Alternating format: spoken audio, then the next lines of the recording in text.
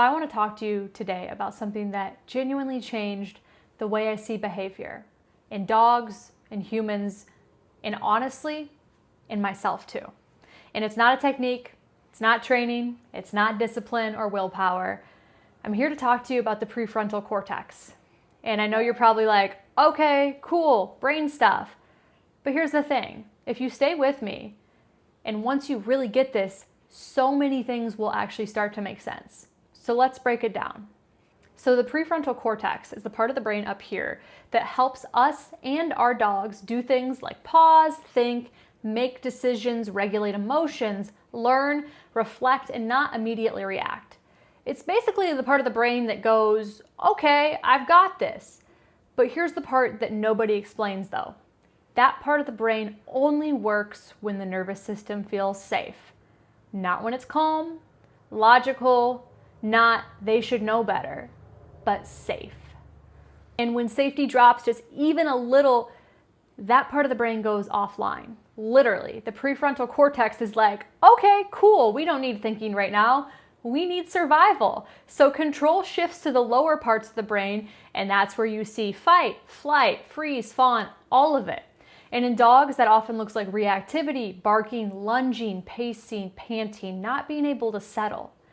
And in humans, it often presents as overthinking, snapping, disassociating, panicking, shutting down, or that feeling of just, man, why can't I calm down? And this part is really important. You cannot think your way back into regulation. Trust me, I've tried it. It doesn't work. And you can't logic your way out of survival. You can't talk yourself or your dog into safety. And if you've ever tried and felt frustrated, that's probably why. So this is where somatics and the framework that I've created comes in. And not in some fluffy type of way, in a very real biological way. Because the nervous system does not speak English. It doesn't speak words. It speaks things like rhythm, pressure, predictability, pace, breath, temperature, movement, stillness. Before we ever even had thoughts, our bodies were already communicating. And most of the information in the central nervous system actually moves from the body up to the brain, not the other way around, which is just fascinating because that means that our body is the biggest communicator.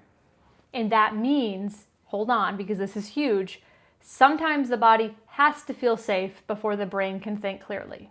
So somatics isn't about calming down the brain. That's not really how this actually works. What somatics actually does is that we're creating the conditions for the prefrontal cortex to actually come back online. And when that happens, you'll see it. You might see a sigh in your dog, a swallow, a yawn, softer eyes, slower breathing, a shift in their posture. Your dog may be choosing to lie down and maybe not reacting. And for humans, it's kind of suddenly that feeling of like, oh, okay, I can think again. And it's not random. It's the nervous system literally saying in that moment, okay, we're safe now. This is also why training doesn't work when a dog is dysregulated. And it's why talking doesn't help humans when they're dysregulated as well. Because if the prefrontal cortex is offline, learning's not going to stick. Like no amount of repetition is going to help.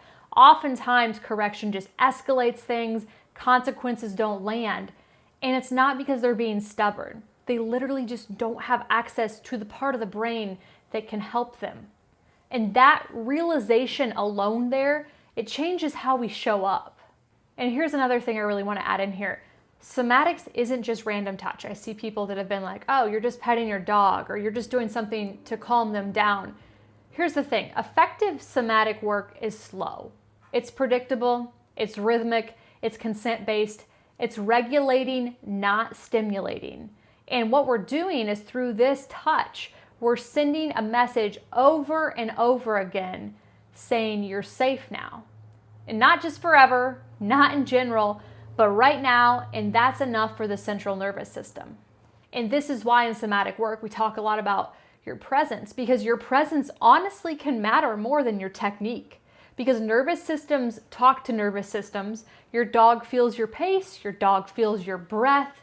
Your regulation becomes their regulation. And no amount of correction can override that. So I want to just reframe and leave you with this. Behavior isn't often a training problem. It's often a prefrontal cortex access problem. And that's why safety is key.